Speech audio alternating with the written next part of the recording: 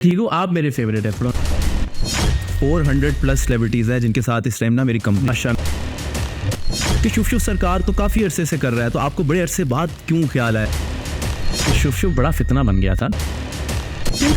Unfortunately हमारे इदारे, हमारी एजेंसियां, हमारे बहुत सारे जो इम्पोर्टेंट तान में गुजरावाला में तो जो अटैक हुआ, मैं हैरान हूँ भाई। उसमें हमने राय लेना चाह रहा हूँ, आप दूसरों को गाइड करें कि आजिज़ किस तरह रहा जा सकते हैं। ये जुर्रत नहीं है कि वो इमरान खान साहब से इख्तलाफ कर सके या नवाज शरीफ साहब से इख्तलाफ कर सके या जरदारी साहब से इख्तलाफ कर सके। इसकी 11 अरब की जायदादों की दस्तावेजात दिखाई हमने।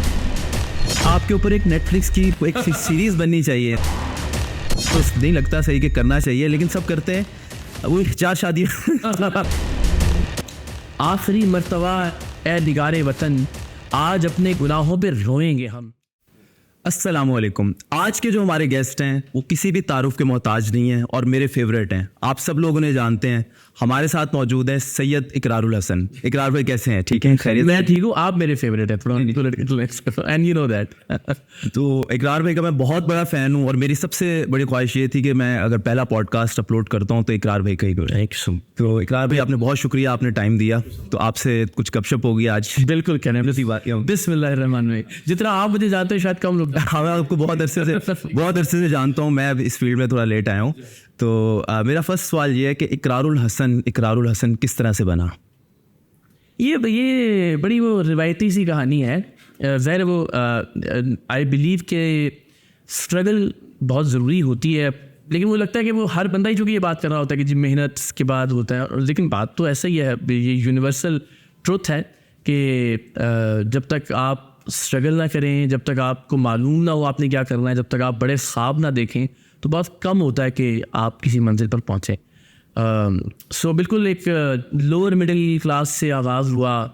बहुत मुश्किलात थी। मैं तो बहुत बारी बात भी बता चुका कि नहीं, आलम ये था, कुछ एहसास भी था अपने माँ बाप का कि जूते का कि अगर एक एड़ी टूट जाती थी तो ज़ाहिर से बैलेंस ख़राब हो जाता था चलने में, तो दूसरी एड़ी भी निकाल देते थे। ये नहीं सोचते थे कि नया जूता ले लें ताकि दोनों का बैलेंस जो है वो सेम रहे, जब वो जूतों के पीछे एक होता है ना।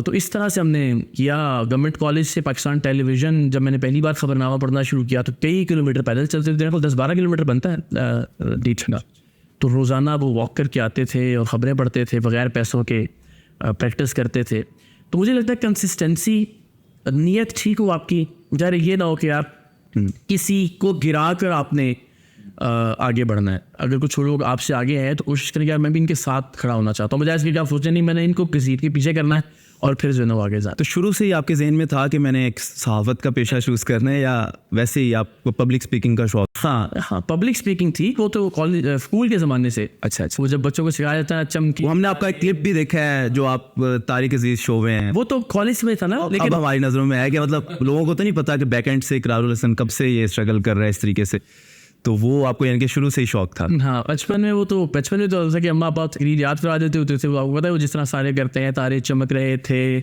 आसमान में वो था, और वो पता मुझे बच्चों की तरह, तो वो तकरीर याद करके किया करते थे। फिर जब कॉलेज में आए, इस्लामिक कॉलेज सिविल लाइन से मैंने इंटरमीडिएट किया, फिर गवर्नमेंट कॉलेज लाहौर से मास्टर्स और ग्रेजुएशन। तो वो जो माहौल था ना जिसमें वो अदबी सोसाइटीज़ थी, इन्हें आप शायद गिन गिन के थक जाएँ कि मेरे पास जो इस्लामिक कॉलेज सिविल लाइंस में हमारी मजलिस फ़रोग़ अदब होती थी, मैं उसका प्रेसिडेंट था। उर्दू अदबी मजलिस थी, मैं उसका प्रेसिडेंट था। पंजाबी अदबी मजलिस थी, मैं उसका प्रेसिडेंट था। हमारा एक सालनामा निकलता था वहाँ से फ़ारान के नाम से, मैं उसका को एडिटर था। फिर हमारा एक मंथली में निकलता था कॉलेज बुलेटिन के नाम से, मैं उसका चीफ़ एडिटर था। फिर बस वो शायरी की, तो हर उसके अंदर कुछ ना कुछ जन्म हम कर रहे होते थे। इसी तरह मैं जब गवर्नमेंट कॉलेज में आए तो मैंने डिबेटिंग सोसाइटी को लीड किया, फिर मैं म्यूज़िक सोसाइटी का सेक्रेटरी रहा, फिर मैं ड्रामेटिक्स क्लब में रहा, फिर जो कॉलेज का जो फोर्टनाइटली मैगज़ीन था कॉलेज गज़ेट, मैं उसका चीफ़ एडिटर रहा। वो आज भी बोर्ड पे नाम लिखे हुए हैं। फिर एक सबसे जो मेरे बड़ा एजाज़ था, वहाँ का एक सालनामा है रावी, अच्छा उसके चीफ़ एडिटर रहे फैज़ अहमद फैज़ भी, और बहुत बड़े बड़े नाम उसके एडिटर्स रहे उनकी। उसकी इदारत का शरफ़ मुझे हासिल हुआ 2005 में। अच्छा, वो और ARY की नौकरी, उस वजह से मुझे कुछ एक चूज़ करना था, या तो मुझे छोड़ना था वो सिलसिला, क्योंकि ज़ाहिर वो पूरा आपने मैगज़ीन मुरतब करना होता है, फिर उसकी ये शात और वो सारी चीज़ें। वो फिर मैंने ज़ाहिर उस वक्त जो है ना वो रोज़ी रोटी को मैंने तरजीह दी और वो मुझे छोड़ा। तो ये यूँ एक पूरा माहौल था कि जिसके ज़रिए अल्टीमेटली तो सरेआम का आइडिया किस तरह से आया, क्योंकि आप आई थिंक पाकिस्तान में पहले शख्स हैं जिसने इस तर्ज का प्रोग्राम शुरू किया, या वॉइस ओवर आई थिंक आपने फर्स्ट टाइम शुरू किया वीडियोस? हमने ये किया कि जो मैं हुआ ये कि मैं बतौर एंकर हायर हो गया था ARY के अंदर, बिल्कुल यहाँ लाहौर में। अच्छा, जब हो गया तो मुझे नहीं लगा जी पासपोर्ट, क्योंकि जाना होता था दुबई उस ज़माने में, ARY का हेड ऑफिस वहाँ था, तो खबरें वहाँ से पढ़ते थे न्यूज़ एंकर से। तो मुझे नहीं लगा कि जी माशाल्लाह आपकी सिलेक्शन होगी, और सिलेक्शन हुई थी 4-5 हज़ार लोगों में। एक लंबा प्रोसेस था, पहले दिन ऑडिशंस हुए, फिर इंटरव्यूज़ के लिए कुछ लोग 17 लोग शॉर्ट लिस्ट हुए। उन 17 में से एक लड़का और एक लड़की जो थी वो आयशा बख्श थी, वो भी माशाल्लाह बड़ी मशहूर एंकर है, और मैं बतौर न्यूज़ एंकर मेल जो सिलेक्शन हुई। इसी तरह सेम डे पर कराची में सिलेक्शन हुई थी इतने ही लोगों में से। उनमें से एक आयशा खान थी, वो फिर वॉइस ऑफ अमेरिका में चली गई बाद में, और वसीम बदामी नाम का एक आदमी था। ठीक है जी, तो हम दोनों जो है वो इकट्ठे सिलेक्ट हुए थे, यानी इकट्ठे तकरीबन एक दिन हम सिलेक्ट हुए। तो मुझे उन्होंने कहा कि जनाब आपका वीज़ा लगवाना है, पासपोर्ट दें। तो मैंने पासपोर्ट किधर बनवाना था, मेरे पास तो कोई वजह नहीं थी पासपोर्ट बनवाने की। मैंने कहा जी मुझे कुछ दिन दें तो मैं बनवा लेता हूँ पासपोर्ट, जल्दी इधर उधर से करवा के हमने पासपोर्ट बना लिया 2-4 दिन में। लेकिन जब तक वो पासपोर्ट बन के आया और मैंने सबमिट करवाया ARY के ऑफिस में, तब तक जो वीज़ों की लिमिट थी ARY की, वहाँ की कंपनी की, उसमें वो एक्सीड हो गई थी। तो मुझे उन्होंने कहा जी अब तो आपका वीज़ा नहीं आ सकता, तो लिहाजा ये कि आप कोई साल 2 साल बाद जब दोबारा से वीज़े नए इशू होंगे हमें कंपनी को, फिर आपको देखेंगे। मैंने सोचा, मैंने कहा यार 6 महीने बाद किसको याद रहेगा इकरारुल हसन कौन था, किसको ऑडिशन दिया था। साल बाद जब नया वीज़ा निकलेगा उस वक्त और लोगों की लाइन लगी हुई होगी एंकर्स के लिए, मुझे किधर ढूंढते फिरेंगे ये। तो मैंने उस वक्त जो है ना, वो नसरुल्लाह मलिक साहब होते थे यहाँ ब्यूरो चीफ, तो मैंने उनसे भी कहा, वो भी इंटरेस्टेड थे कि ना तुम ब्यूरो में काम कर लो, यानी एज रिपोर्टर तुम काम शुरू कर दो, और बीच में जैसे ही वीज़े आएंगे, चूँकि तुम कंपनी में होगे तो आसानी होगी तुम्हें भिजवाने में। तो फिर मैंने 6 महीने जो है यहाँ पे बतौर रिपोर्टर, यानी आप सोच लें कि मैंने न्यूज़ कॉन्फ्रेंसेस कवर की, मोटरसाइकिल होती थी एक कॉलेज के ज़माने की, उस पर कैमरामैन को पीछे बिठाना, तो जनाब हमने तो पहली बार मैंने जो न्यूज़ के पैकेजेस होते हैं ना, उसके पीछे म्यूज़िक लगाया था। अच्छा, वो उस वक्त न्यूज़ वाले सारे अखबार से आए हुए थे, उन्होंने कहा जी ये न्यूज़ तो संजीदा काम है, उसके पीछे म्यूज़िक। तो मैंने लिटरली बाकायदा फ़ाइट किया उसके लिए। मैंने यहाँ पे ब्यूरो में कन्विंस किया लोगों को, मैंने ऑफिस में वहाँ पे कन्विंस किया, हेड ऑफिस में, कि नहीं देखें प्लीज़। वो सैड सा म्यूज़िक था, एक मजदूर की कहानी थी, तो वो बड़ी मुश्किल से एक्सेप्ट हुआ कि जी अच्छा चलें म्यूज़िक लगाया जा सकता है न्यूज़। तो आप सोचें कितना इवॉल्व किया है इंडस्ट्री ने तब से लेके अब तक। तो फिर चले गए न्यूज़ एंकर से सरेआम का आइडिया। एक ये तो देखिए, वो हमेशा होता है ना, मैं बड़ा होकर प्रोग्राम एंकर बनूंगा। तो जितने भी न्यूज़ एंकर्स हैं उनकी अल्टीमेट ख्वाहिश यही होती है कि उनको कोई प्रोग्राम मिल जाए। तो हमें भी ये था कि कोई एक प्रोग्राम अल्लाह करे इंशाल्लाह वो ले लें। और नॉर्मली प्रैक्टिस यही थी कि वो जिस तरह से एक मेहमान मेज़बान और 3 में मेहमान होते हैं, इस तरह के प्रोग्राम करेंगे जैसे बाकी सारे प्रोग्राम्स हो रहे हैं। हमने कराची में रमज़ानुल मुबारक में एक दिन में 100 लोग कत्ल हुए थे वहाँ, तो आपको टारगेट जी बहुत ज़्यादा हो रही थी, बड़े बहुत ज़्यादा। मुझे कहा गया कि आप लोग उस पर पैकेज एक बनाए, तो आज शाम का एक स्लॉट हमारे पास खाली हुआ है, उसमें वो चलाएंगे। तो मैं गया लोगों के पास, बेचारे ज़ाहिर जिनके घर वाले शहीद हुए थे उस जुल्म में, उनको हमने रिकॉर्ड किया। वो पैकेज जब बनाया तो बड़ा इमोशनल था, और वो जब चला तो शायद उस वक्त की किसी भी स्लॉट की ARY की सबसे ज़्यादा रेटिंग थी। और अल्लाह ने जब कोई आपके लिए रास्ता बनाना हो तो सारी मैनेजमेंट में एक बार हो गया कि जो हो ये रेटिंग कैसे आगे होगा जी। वो इकरार ने एक पैकेज बनाया था 30 मिनट्स का, उन्होंने कहा लो इसको कहोगे अभी कंटिन्यू करे इसी तरह से। तो वो फिर हमने ARY स्पेशल के नाम से कोई 6-8 महीने उस स्लॉट को कंटिन्यू किया, और उसमें कुछ अल्लाह ने अच्छी चीज़ें करवाता रहा, रेटिंग्स आती नहीं। तो फिर उन्होंने सबने कहा कि चलो अब यार इसको कहोगे अपने प्रोग्राम का नाम बताए कि क्या है। तो फिर हमने 2 नाम चूज़ किए थे। एक नाम था इनकार, इकरार के साथ, और एक था सरेआम। सब लोगों ने फिर वोट ज़्यादा सरेआम के हक में दिया, तो सरेआम शुरू हो गया। सही है। तो अच्छा मुझे ये बताएं, लोगों को बड़ा इंटरेस्ट होता है इस चीज़ में कि आपने पहली गाड़ी कब ली, कब और कौन सी ली? अब अच्छा, पहली मोटरसाइकिल मैंने ली। अच्छा, मोटरसाइकिल पहली मोटरसाइकिल मैंने ली यही जब बज़्म तारिक अजीज़ में हमने इनाम जीता। तो उस ज़माने में 1 लाख रुपए जीते थे हमने। 7 कंपटीशन थे, पहले एक कंपटीशन हुआ, फिर उसमें से जीत के फिर आगे फिर सेमीफाइनल, फिर फाइनल। तो हमने 7 कंपटीशन कॉन्स्टेंटली जीते, और उसका 1 लाख रुपए कैश इनाम था। तो वो हमारे लिए कॉलेज के ज़माने में बहुत बड़ी, जब मुझे PTV से 250 रुपये मिलते थे न्यूज़ पढ़ने के, आप सोचें वो बहुत बड़ी बात थी उस ज़माने में बुलेटिन के। तो 1 लाख रुपये मिला। वो 1 लाख भी आधा होना था, जो मेरे साथ जी और साथ उनका और मुझ में। तो वो आधे 50,000 रुपये आए, फिर उसमें से वालिदा बेचारी ने कुछ करा के 4,000 रुपये अरेंज किए। तो 54,000 रुपए की उस ज़माने में होंडा CD70 होती थी। वो आई डोंट नो अभी सब पता नहीं क्या प्राइस है। अभी तो मेरे ख्याल से 150 के तक हो गई है, ये आप देखिए 2004-5 में आई थिंक 2004 मॉडल था, लेकिन तब भी काफ़ी महंगी थी। 54,000 रुपये मैंने लिया। यस, तो 54,000 की मैंने पहली बाइक खरीदी। फिर वही मेरे जो है ना वो रही सहाफ़त में भी, फील्ड रिपोर्टिंग में भी वो साथ रही। गाड़ी पहली मैंने ख़रीदी थी कराची आके। दुबई में ज़रूरत ही नहीं महसूस हुई गाड़ी ख़रीदने की, हालांकि नॉर्मली वहाँ जाते लोग पहला काम कर लेते। मतलब आपकी क्या ख्वाहिश थी, मतलब सक्सेसफुल होने के बाद होती है ना इंसान की, गाड़ी लूँगा, घर लूँगा, क्या क्या ख्वाहिश थी, पहली ख्वाहिश आपकी?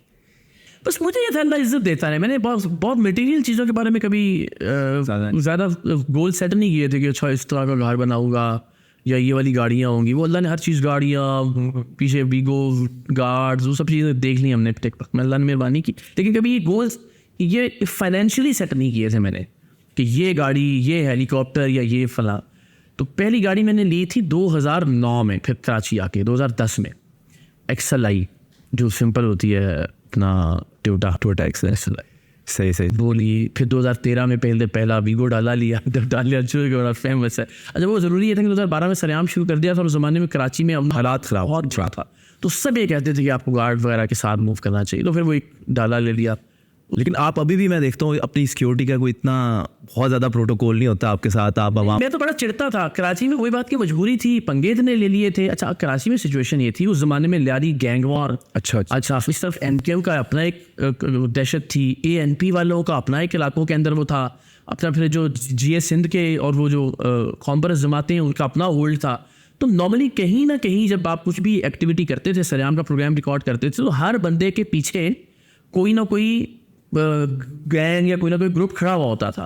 तो उस ज़माने में बहुत ज़रूरी था कि आप सिक्योरिटी का ख्याल रखें। फिर ज़ाहिर फिर वो बच्चा था, बेटा था, तो होता था यार स्कूल जाना है, उसके साथ कोई ना कोई गार्ड वगैरह हो, तो वहाँ मजबूरी भी थी। और फिर वो कराची में वैसे भी आप जानते हैं कल्चर आप, वो तो स्टिल अभी भी है, वहाँ नॉर्मली हर बंदा ही वीगो डाला, पीछे 2 गार्ड 4 गार्ड बैठे होते हैं, तो वो एक वो कल्चर भी था।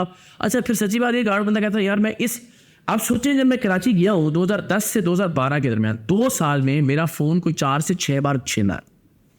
2 बार ही जो मैं XLI कह रहा हूँ ना आपसे, 2 बार छीनी गई मुझसे खुद। अच्छा, ठीक है, मुझसे छीनी गई एक बार जो है ना वो ड्राइवर से। तो वो अब आप साइकोलॉजिकली भी इतना हो जाता है कि यार एक आध गार्ड होना चाहिए साथ, कि कम से कम फ़ोन तो ना छीने। और फ़ोन छीनने से ज़्यादा फ़ोन का नुकसान नहीं होता, आप जो एक मेंटल उससे गुजरते हैं ना, उसको अवॉइड करना। अभी भी आप हम में से कोई कराची जाता है, कोई भी कराची जाता है, तो वो थोड़ा सा खौफ के अंदर। फॉर्चुनेट है, हाँ ये है, लेकिन अल्लाह ने बड़ी मेहरबानी की जी, अब काफ़ी हालात बेहतर, अल्हम्दुलिल्लाह। लेकिन हमने बड़ा बुरा वक्त देखा। तो आपका सबसे मुश्किल प्रोग्राम लाइफ का? मैं तो काफ़ी देखे हैं, आप कच्चे के इलाके में डाकुओं के पास भी गए हैं, और मुझे तो वो लग रहा था शायद वो आपका ख़तरनाक होगा, जहाँ डाकुओं ने आपको पकड़ के पूरा। मुझे लगता है हर एक की अपनी अपनी सेंसिटिविटी थी। मसलन ऐसे ही मिसाल देता हूँ, शायद खुटिया, मुझे एग्जैक्टली भूल गया, खुटिया के करीब शायद हम एक जगह गए, वहाँ एक मजदूर को किसी ने वो बना के रखा हुआ था, कैदी बना के रखा हुआ था वो। तो वहाँ से हमें तो अंदाज़ा भी नहीं था, मैंने वो छोटी छोटी वॉल थी 3-4 फुट की, तो मैं उसके ऊपर खड़ा हूँ और लिटरली कोई गोली मुझे लगा कि मेरे करीब से गुजरी और फायरिंग होना शुरू हो गई उस तरफ से। तो मुझे लगता है कि वो प्रोग्राम तो कोई भी ख़तरनाक साबित हो सकता था। बिल्कुल। तो इस तरह से बहुत। आपके जहन में क्या होता है जब आप एक इस तरह का प्रोग्राम शूट करने जा रहे होते हैं, क्योंकि आपको पता नहीं होता, हो सकता है आपकी ज़िंदगी का वो आखिरी प्रोग्राम, आप एक करप्ट SHO को पकड़ने। हाँ, अब वो उस वक्त किस इश्तियाल में आता है, उसके पास वेपन हर वक्त मौजूद है, उसके थाने में जितने लोग हैं जो उसके मातहत हैं उनके पास असलहा है, कोई भी किसी भी तरह से रिएक्ट कर सकते। बिल्कुल। और हमने तो पता नहीं कितने पुलिस वाले और बाकी लोग भी पकड़े हैं। इसी तरह से जब आप जा रहे हैं कहीं, जिस्म फरोशी का कोई अड्डा है, वहाँ से किसी बच्ची को रिकवर करवाना है, जो हु नोज़ कि उनके पास क्या चीज़ है, वो कैसे रिएक्ट करे, वो चाकू छुरी कुछ भी किया जा सकता है, तो कुछ भी होने का तो ज़ाहिर है। हमने इस तरह कहा ना, वो प्रोग्राम में मुझे लगता है सेफेस्ट प्रोग्राम था। पुलिस की गाड़ियाँ हमारे साथ थी, मैं दीवार पे खड़ा होकर देख रहा था कि अंदर क्या हुआ, लगा कि बस वो तो 2-4 इंच आगे पीछे गोली होती तो वो डोनाल्ड ट्रंप हो चुका होता, मैं भी शायद। लेकिन अल्लाह ताला की ज़ात मेहरबानी करने वाली। लेकिन मुझे जो ख़तरनाक लगता है ना, जो याद आता है फ़ौरन ख़तरनाक शो से, वो है हमारा हैदराबाद का प्रोग्राम 2012 का। अच्छा, उसमें ना ये 7 साल की, 8 साल की, 9 साल की बच्चियाँ लिटरली बेची जा रही थी। एक तो होता है कि आप जिस्म फरोशी करवा रहे होते हैं, एक ये होता है कि जी ये बच्ची है, बताए 80,000 रुपये में ले जी आपकी होगी, मतलब फिर आप जो जहाँ चाहे ले जाएँ, और जिस तरह भेड़ बकरी कोई आप बेच देते हैं। वो हमने रिकॉर्डिंग की, और 2012 में हिडन रिकॉर्डिंग करना, क्योंकि इतने वो था नहीं, बिल्कुल नहीं था, लेकिन वो हमने किसी ना किसी तरीके से उसको रिकॉर्ड किया। फिर हम गए वो पूरा एरिया जो था ना वो इस काम में मुलविस था। वो टंडो मीर महमूद का इलाका था। आज भी हम हैदराबाद जाते हैं ना तो हैदराबाद वाले बड़ा प्यार देते हैं कि जनाब आपने उस इलाके को साफ़ कर दिया क्राइम से। तो वो पूरा एरिया, उनकी औरतें, उनके बच्चे, उनके नौजवान, उनके बुजुर्ग, वो सारे हम पे टूट पड़े ईंटों के साथ, पत्थरों के साथ। वो ज़ात का वेपन के जो शायद मैंने कहीं और नहीं देखा, वो असला था, पूरा क्रिमिनल एरिया था वो। मुझे चूँकि नया नया भी था, पहले उससे उस तरह की सिचुएशन को फेस भी नहीं किया था। अच्छा, फिर ये एक चैलेंज था कि यार अगर मैं ये आगे सारे लोग और मैं भाग जाता हूँ और मेरा कैमरामैन आगे है, मेरा ऑडियो इंजीनियर आगे है, मेरा प्रोड्यूसर है, उनमें से कोई बंदा वहाँ स्टक हो जाता है, सारी ज़िंदगी ताने मिलेंगे कि यार एक रांदा से ऐसी बोला ना, एक अजीब वाला वो भी था कि यार ये सारे लोग पहले निकले, ठीक है, I should the last one जो वहाँ से निकले, और वो फिर अल्टीमेटली मैं घिर गया उन लोगों के अंदर। तो वो जो एक मंजर था ना कि पूरा इलाका आप पे जो है ना वो गालम गलोच कर रहा है और तरह तरह के वेपन्स हैं, और उस वक्त तक वो जानते थे कि अभी मैं जाता हूँ ना तो मुझे पता होता है कि कोई इश्तिहार में कोई धक्का दे भी देगा, कोई 2-4 लगाएगा भी ना, तो उसके बाद उसके दिल में तो ये थोड़ा सा आएगा कि जी जी टीम सारे आम है यार, मसला होगा मुझे, तो थोड़ा सा वो शायद रिस्ट्रेन शो करेगा। उस लोग आने को पता नहीं कौन सा कोई बच्चा आ गया कहीं से, इसको पकड़ो, इसकी ऐसी की तैसी, तो वो मार भी सकते थे मुझे, उनको तो नहीं पता था कि मैं कौन हूँ और क्या हूँ। तो आपका ऐसा भी कोई प्रोग्राम है जो ऑन एयर ना हो सका हो, या कोई प्रेशर आया हो आपको? देखें, ये अल्लाह ताला की मेहरबानी है कि किसी प्रेशर की वजह से, किसी लालच की वजह से मैं हमेशा ये हलफन ये बात की अल्हम्दुलिल्लाह कि कभी कोई प्रोग्राम नहीं रुका। 2-3 सूरतें हैं जिनमें हमने प्रोग्राम रोका। एक प्रोग्राम हमने रोका था जिसके बाद हमें उसका वो भी फेस भी करना पड़ा। जिस खातून ने हमें उसकी इन्फॉर्मेशन दी थी उसी ने हम पे इल्ज़ाम लगाया कि जिन्होंने पैसे लेके कोई शो नहीं किया एंड ऑल दैट। वो था कराची में सिविल एविएशन हॉस्पिटल पे। अच्छा, सिविल एविएशन हॉस्पिटल वाले जो थे वो कोरोना के फेक जो है ना वो टेस्ट बना के दे रहे थे, फेक रिपोर्ट्स। जब हमने वो प्रोग्राम रिकॉर्ड किया ना, उस ज़माने में हम एज पाकिस्तान बहुत सारी मुल्कों में ट्रैवलिंग के वाले से रेड उसमें चले गए थे, रेड जोन के अंदर आप अलाउ बंद हो गए। जी जी जी जी। हमें डीजी सिविल एविएशन ने और बाकी दोस्तों ने अप्रोच किया हमारे मालिकान के तवज्जुह से कि देखें इस वक्त अगर हम ये कहेंगे ना कि सिविल एविएशन का अपना हॉस्पिटल फेक कोरोना की रिपोर्ट्स दे रहा है और आपको क्लियर कर रहा है कि जी आपको कोरोना नहीं है, आप भले आपको कोरोना हो, तो दुनिया में जब ये मैसेज जाएगा ना तो हम बैन हो जाएंगे टोटली कहीं भी जाने से। तो वो मुझे लगा कि यार हम ऑलरेडी इतने उससे गुजरे हैं, तो हमारी मैनेजमेंट ने भी ये सोचा कि येस इस वक्त ये प्रोग्राम चलाना पाकिस्तान के इंटरेस्ट में नहीं है। इंटरनेशनली ये खबर होगी कि जी पाकिस्तान का जो ऑफिशियल सिविल एविएशन का हॉस्पिटल है वहाँ पे फेक रिपोर्ट्स बन रही है कोरोना की, तो दैट मीन्स के भाईजान मजीद पाबंदियाँ और मजीद बैन्स। तो वो हमने फिर ये कहा कि सिस्टम को बेहतर करें, लेकिन ये कि उस वक्त में वो प्रोग्राम ऑन एयर नहीं किया। अच्छा, उसमें वो प्रोग्राम के अंदर एक उस हॉस्पिटल की एक नर्स थी जिन्होंने अपनी किसी खार में हमें ये इन्फॉर्मेशन दी थी और हमने उसको नहीं चलाया। बाद में उन्होंने एक वीडियो बनाई, उन्होंने कहा जनाब वो तो बिक गई टीम सर यहाँ ये हुआ, फिर हमने सारी तफसील बात बताई लोगों को, भाई ये वजह थी, मालिकान के इल्म में था, ये सारा सब चीज़ें उसको क्लियर की। एक तो ये 2-3 वजूहात की हुई कि मैं इस पर ज़्यादा जिक्र इसलिए नहीं करता कि हर एक को रास्ता मिल जाता कि चलो मैं भी, कि लोगों ने अदालतों से स्टे और इस तरह की चीज़ें करनी। और अनफॉर्चुनेट ये है कि जितना बड़ा डाकू और चोर होता है, बदकिस्मती से इस मुल्क के निज़ाम इंसाफ से उसको उतनी ही सपोर्ट मिल जाती है। बड़ा आसान है ना, आप देखें जितने जिस्म फरोशी के अड्डे वाले हैं ना, इन्होंने मकामी पुलिस के खिलाफ जो है ना पटिशनें की हुई होती हैं कि जी में हरासा किया जाता है। जितने मनशियात वाले हैं ना जिन्होंने पटिशनें की होती हैं, उनका काम ही क्रिमिनल्स का एक काम होता है।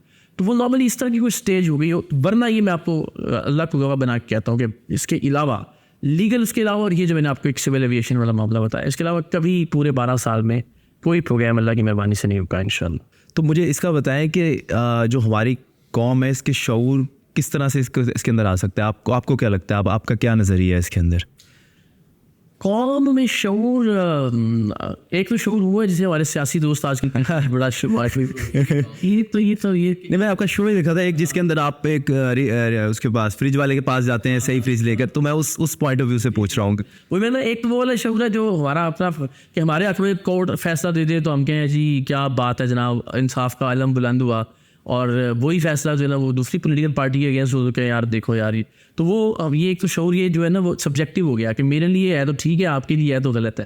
इस्टेब्लिशमेंट हमारा साथ लेके हमें वज़ीर आज़म बनाए तो बहुत अच्छी बात है, 1 पेज है, ठीक है ना, कौमी सलामती के साथ हम जो है ना जनरल बाजवा के साथ 1 पेज है, और जो है ना वो दूसरी किसी को इस्टेब्लिशमेंट साथ दे तो वो इस्टेब्लिशमेंट के पिट्ठू है। तो ये एक तो ये शऊर बहरहाल मैं समझता हूँ नहीं है सब्जेक्टिव।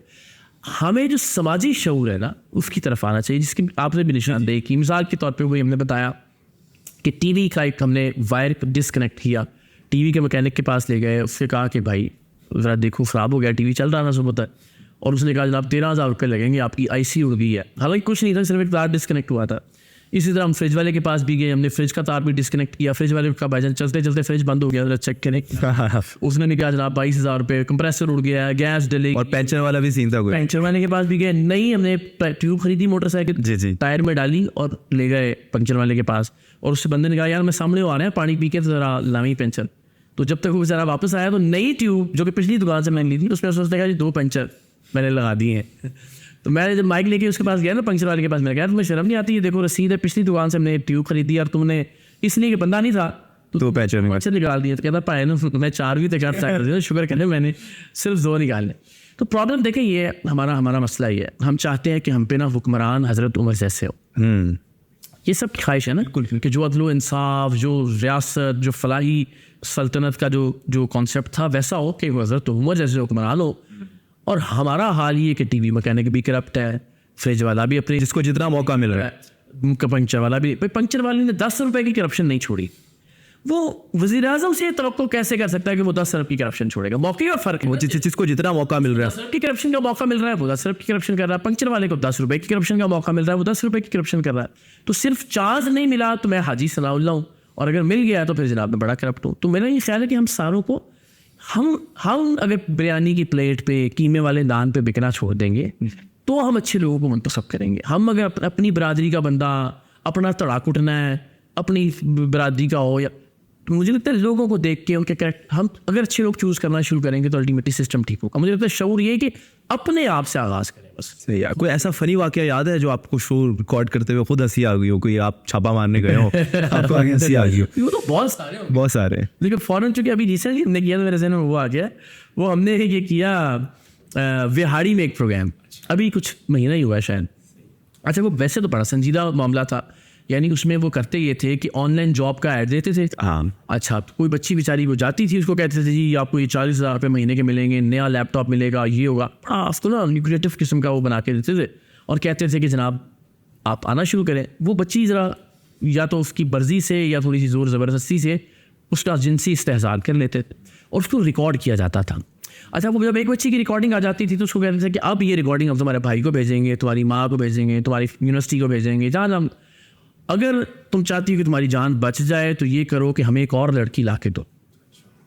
तो वो नॉर्मली बच्ची बेचारी मजबूर होती थी, अब वह अपनी जान छुड़वाने के लिए अपनी किसी यूनिवर्सिटी की फ्रेंड को कहती थी कि ऑनलाइन जॉब है आ जाओ, वो भी ले जाती थी। उसके बाद यानी यहाँ तक भी हुआ कि लड़कियों ने अपनी बहन तक जो जाके उनको कहा कि जनाब इसको आप रख लें, मेरी जान छोड़े। तो इस तरह से मामला चल रहा। तो हमारे जो हमसे जिन्होंने रब्ता किया वो 7 लड़कियाँ थीं, लेकिन दावा ये था उनका कि इससे कई सैकड़ों की तादाद में ये मामला है। खैर वो उस बंदे को जब हमने रंगे हाथों पकड़ा, एलीट पुलिस के हमारे साथ कमांडोज भी थे वो सारे, जब हमने उसको पकड़ा उसको पकड़ा जब वो 2 लड़कियाँ उनको वो झांसा दे रहा था और उनको कह रहा था कि मैं तुम्हारी ये वीडियोस तब तुम्हें वापस करूँगा जब तुम कोई और लड़की मुझे ला के दोगी। तो जिस वक्त वो ये कर रहा था हमने दरवाज़ा खुलवाया और हम घुस गए। हमने पकड़ा जब उसको, कैमरा पीछे था मेरे ज़ाहिर है, तो जब तक वो कैमरा रिकॉर्ड कर रहा था उसको हमने उसको पकड़ा, देखा, उतनी देर में उसके पास जो USB थी ना जिसमें वो सारी वीडियोज़ थी वो उसने खा ली। वो निकल गया। यूँ करे अब हमने यूँ ही किया, उल्टियाँ करवाएं उसको। अब वो तो जा चुकी थी अंदर, पुलिस वालों ने बेचारों ने बड़ी कोशिश की। अब मगर वही कि वो उसको खाने का वो विजुअल रिकॉर्ड हो गया उस पर। अब जब हम आए तो उस वक्त वो ईसा सुखेरा थे वहाँ पे, DPO बड़े शानदार ऑफिसर। उन्होंने कहा यार अभी तो बड़ा मामला ख़राब है सर, फौरी तौर पर हमने उसके टेस्ट करवाए। अब वो USB हमें यहाँ सीने के करीब ना सुराख की नाली में एक्सरेज में नज़र आ गई। फिर वो घंटे बाद दोबारा टेस्ट करवाया, वो नीचे मजीद चली गई मैदे के अंदर। अब वो उन्होंने डॉक्टर्स को मशवरा किया कि जी क्या करें, कि सर्जरी करके इसको निकाल लें। तो उन्होंने कहा जी देखें बात ये, वो अजीब सा मोटा सा इंसान था, उन्होंने कहा ये तो खुदा न खास्ता कोई एनेस्थीसिया कम ज़्यादा हो गया, मर गया तो ये तो गले पड़ जाएगा हमारे। तो आप एक काम करें, हम इसको कुछ दवाएं देते हैं जिससे नेचुरली फितरी तौर पर ये USB निकल जाए। अब वो ये था कि इसको वॉशरूम में नहीं जाने देना, वरना तो ये बहा देगा उसके अंदर फ्लश के अंदर जब भी वो निकलेगी USB। बेचारों ने बहुत ही नाजुक से बेचारों ने पढ़ा अरेंज किया, उसके ऊपर जालियाँ रख के ना, बहुत अजीब लगता है सुनने में। लेकिन हुआ ये कि 4 दिन तक उसको वो दवाएं देते रहे जुलाब आवर, और वो USB नहीं निकली। अब कह जी अब क्या, अब आखिरी टेस्ट किया तो पता लगा वो आंत में इंटेस्टाइन में कहीं स्टक हो गई थी। अब वो फिर वहाँ पे जेटी बनाई गई रखी को क्या करें, तो वो डॉक्टर्स का बोर्ड बैठा, डॉक्टर ने कहा कि अभी तो इसके अंदर रहेगी तो इसके लिए जानलेवा हो जाएगी ना, पर गैर इंटेस्टाइन में कहीं है। तो फिर खैर वो मुतफ़क्का तौर पे तय हुआ कि इसका ऑपरेशन करके उसको निकाला जाए। तो विहाड़ी से उसे फिर मुल्तान के रिश्ते अस्पताल मुंतकिल किया गया, वहाँ उसका ऑपरेशन हुआ, और ऑपरेशन करके जब वो USB निकाली गई तो जिस बंदे ने वो हमें USB की तस्वीर भेजी उस ट्रे में रखी हुई, उसने कहा जनाब USB पैदा हुई है सिज़ेरियन के ज़रिए।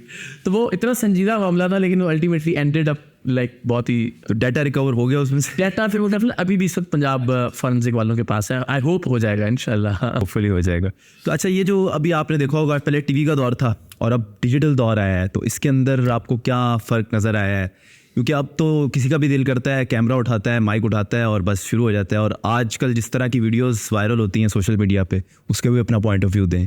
मुझे इस पर कोई एतराज़ नहीं है कि वीडियो हम बहुत ही तंग नज़र हो जाते हैं इस बारे में कि जी फ़लाँ की डांस करते हुए वीडियो आ गई, फ़लाँ की पार्टी वाली वीडियो चल गई। फाइन यार, हर एक का वो है, लोगों ने पसंद किया, लोगों को कुछ भी किसी भी तरह की एंटरटेनमेट लगी उसके अंदर, तो लोगों ने देखा, आगे फॉरवर्ड किया, शेयर किया, वायरल हो गया, ठीक है ना, मतलब कुछ था उसके अंदर। और फिर वो देखिए, मैं मिसाल देता हूँ आपको पार्टी गर्ल की, वो कि जी ये मैं हूँ, ये जो भी है, और ये पार्टी हो रही है। उसके बाद वो एक बार वायरल हुआ पाकिस्तान में, भारत में हमने देखा सब जगह, मगर वो जो भी बच्ची का नाम दनानीर है ना, हाँ, लेकिन मुझे लगता है कि उसने फिर सस्टेन किया, उसने एफिन किया। ऐसी वो बच्चा है अहमद शाह, हाँ वो वायरल हुआ, लेकिन उसके मामू ने सस्टेन किया, उनको तो आप अच्छे तरीके से जानते हैं, बहुत काम किया, बड़ी मेहनत की उसके ऊपर, उनका आना, उनका रहना रमज़ान ट्रांसमिशन के लिए, इट्स सेल्फ एक एफर्ट है।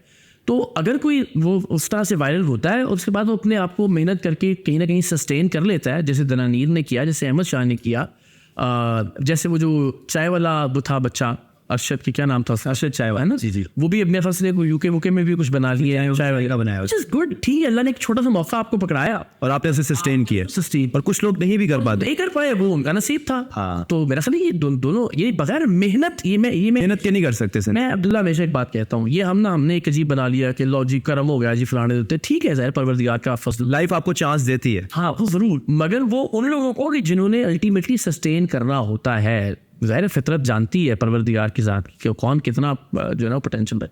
मैं ये मानने के लिए तैयार नहीं हूँ कि परवरदिगार की ज़ात आदिल व मुनसिफ नहीं है, नौज़ुबिल्लाह, ये नहीं हो सकता। अगर आप ये कहते हैं कि परवरदिगार आदिल व मुनसिफ है, तो ये नहीं हो सकता कि जो शख्स जितना डिज़र्व करता है वो उसको ना मिले, कि जी मैंने मेहनत तो बहुत की थी लेकिन जी मुझे कुछ नहीं मिला, फलाने के पास पर्ची थी वो आगे।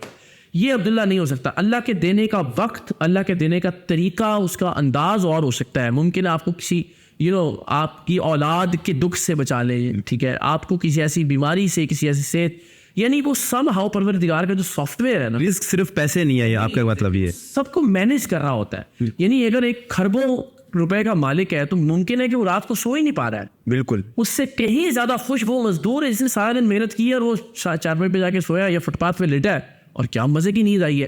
तो वो उस खरबों रुपए वाले आदमी से पूछे कि ये नींद चाहिए, वो कहेगा यार मुझे किसी कीमत पे भी ये चाहिए। तो अल्लाह ताला के सॉफ्टवेयर में ना ये नाइंसाफ़ी नहीं है, जिसे हम करम कह के वो कर देते हैं ना कि लो जी फलाने पे वो हो गया जनाब, उसने तो कुछ भी नहीं किया, ये कुछ ऐसा नहीं होता। फिर उससे न जाने क्या क्या चीज़ें परवरदिगार के साथ, ये अल्लाह के अदल पे और इंसाफ पे यकीन रखना चाहिए, मेहनत करते रहना चाहिए। अच्छा, आपने पूरी दुनिया घूमी है, मैंने देखा आप तकरीबन 8-70 मुल्क हो गए हैं। तो आपको कौन सा कंट्री ऐसा है जो सबसे अच्छा लगा? तो मुश्किल सवाल है, कोई कुछ कंट्रीज बता दें, 2-3 अलग एतबार से होंगे। मिसाल के तौर पे अगर आपने थोड़ा सा क्वालिटी लाइफ से बता दें कि मतलब जहाँ इंसान जाके मतलब आप कहें कि मैं यहाँ रह सकता हूँ सारी ज़िंदगी, वो तो फिर वेस्ट में आप देखें ना बड़ा तकलीफ भी होती है। मैं हमेशा एक बात कहता हूँ कि यार वो सारी अक़दार जो हमारी थी, हमारे दीन ने हमें सिखाई थी, हमारे प्यारे आका ने हमें सिखाई थी, वो लगता है ऐसा कि कलमे के अलावा वो पूरे का पूरा जो दीन का मॉडल है ना वो वेस्ट ने अपना लिया है। वो झूठ नहीं बोलेंगे, वो वक्त की पाबंदी करेंगे, वो किसी को धोखा नहीं देंगे, वहाँ पे मिलावट नाम की कोई चीज़ नहीं है, वहाँ करप्शन ना होने के बराबर। तो मुझे लगता है कि ये सारी चीज़ें जो है ना वो वेस्ट ने अपना ली और अल्लाह ने देखे उस माशरे को इज्जत दी। सिर्फ कलमा, वहाँ पे भी आप किसी भी जो पाकिस्तानी जर्मनी में रहने वाला होगा, फ्रांस में रहने वाला होगा या यूके में रहने वाला होगा ना, आप उससे पूछेंगे तो कहेगा जी पाने को सिर्फ कलमा नहीं, बाकी ये सारे तो अच्छे मुसलमान ने। हर बंदा आपको ये कहता हुआ मिलेगा वहाँ पे कि हमसे अच्छे इंसान है, हमसे अच्छे मुसलमान है, अगर आप उन पैरामीटर्स को देखें जो हुकूकुल इबाद के हैं वहाँ पे। मैं उसकी बड़ी अच्छी मिसाल देता होता हूँ कि ठीक है हम बहुत तनकीद करते हैं, मगर उनके यहाँ शराब पीने को वो समझते हैं कि मामला हुकूकुल्लाह का है, यानी अगर अपने कमरे में अगर पब में एक आदमी जो है वो बैठ के शराब पी रहा है तो वो उसका और अल्लाह का मसला है, ठीक है, वो हुकूकुल्लाह को कहते हैं, ठीक है जी बिल्कुल। मगर वो शराब का एक घूंट भर के गाड़ी की ड्राइविंग सीट पे नहीं बैठ सकता, इसलिए कि अब डोमेन शुरू हो गई है हुकूकुल इबाद की। क्यों? क्योंकि अब वो किसी दूसरे को नुकसान पहुंचा सकता है, वो मुआशरा आपको उल्टा टांग देगा।